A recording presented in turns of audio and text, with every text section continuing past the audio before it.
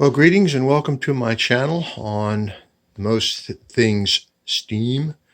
And we have here the continuing update reports on this Galaxy Quest. As you can see, we have the gingerbread in. There's the sight glass. We've run the boiler for a bit just to test things out, make sure it's not leaking and so forth. There's our sight glass blowdown. There is the speed skimmer trough tapping, and they got a brass nipple coming out and a T for cleaning and a drain. I'm gonna put a drip tube there to get it down a little lower.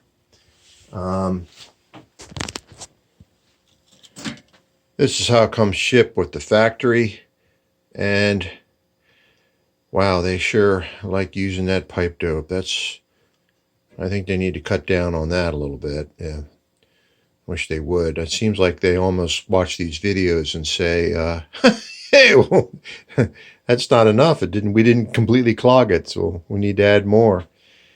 So there's that.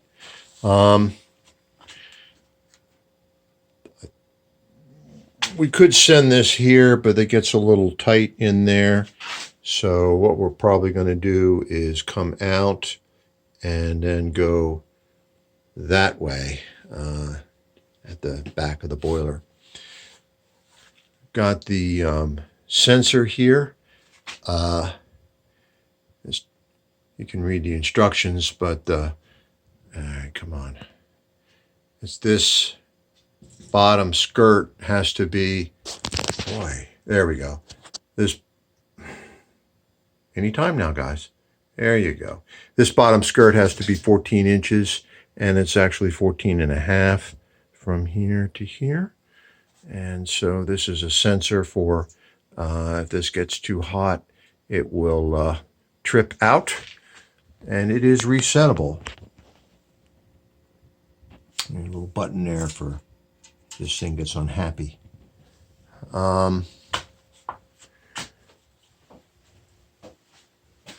haven't wired this thing officially yet.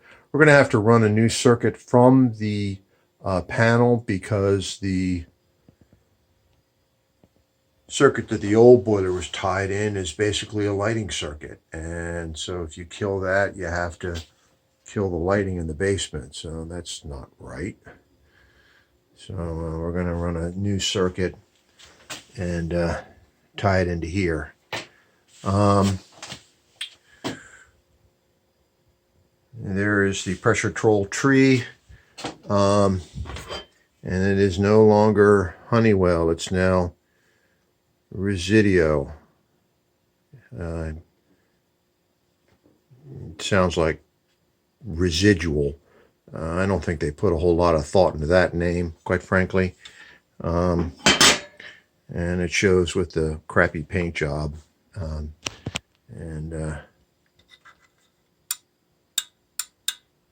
grease. So there is the tie-in, the 2.5 inch tie-in that the earlier video shows sloping into the this lovely 4-inch header, and there is the equalizer line. We've got a 2-inch equalizer line going down to a T. Now the instructions call for a 2.5-inch equalizer line, but that's absurd. So we got a nice 2-inch equalizer, and it's tying into 1.5 inches.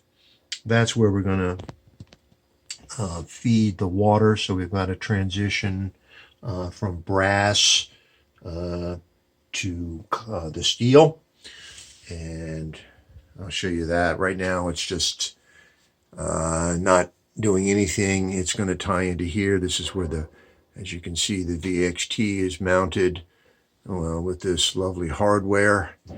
and it's got angled it down slightly. And then this is the manual fill, and we're going to tie into here from the existing feeder. We just didn't have time to tie it in today. So there is the return. We got that 1 1/4 inch. We got an extra heavy nipple right there, and a nice American 90 where things can get a little crusty. And then that is the return there with a very nice eccentric coupling and a full port boiler drain there. And this is this rather strange return we've got. This is 1 1/4 inch. That's 1.5 inch by 1.5 inch T. We happen to have in stock. And then this is where the drain is. We've got that just so that the customer can use their bucket and slide it underneath. And what this does is allow for access to the rear. So what you do is you step there and then you duck under there and can get back in there. You want to join me? Sure you do. Here we go. So I'm stepping in here, and now I'm going to duck in underneath the header. I guess let me shut this off here. There we go. And then I get a shot of the return. This is all extra heavy here.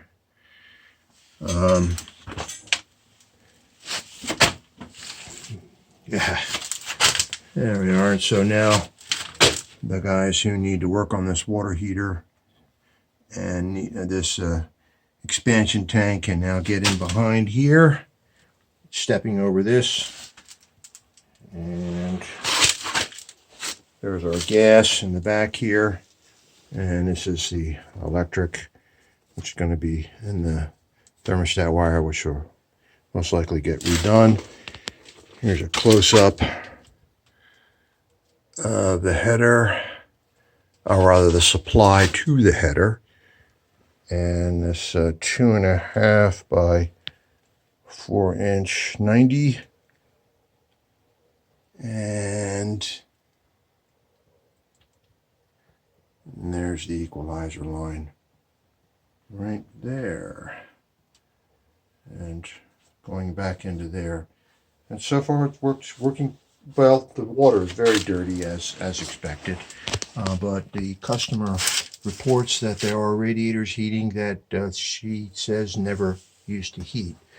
That's mainly due to the venting that I showed you earlier. So this looks, there's another shot of that, another shot of the goo that's inside of the new boiler. That'll have to be eliminated. There we go. I'm out now. Take another shot back here.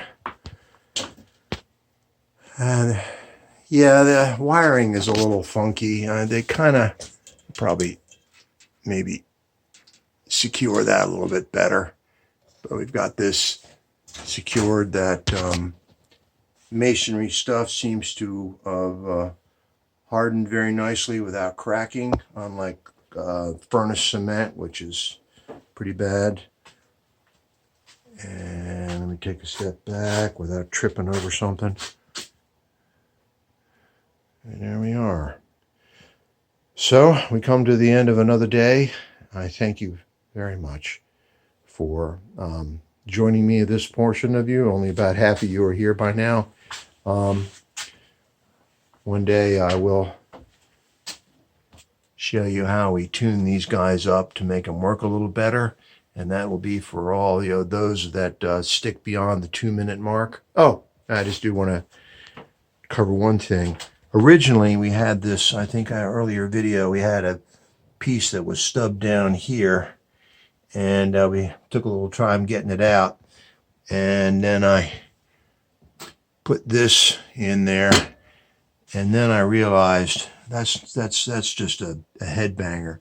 So I took that back out and put in a countersunk plug, so it's a little less of a back scraper there, back scratcher, and I should help a little bit.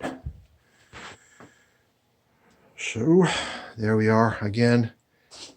I hope that is helpful, and stay tuned for hopefully the last report on this boiler.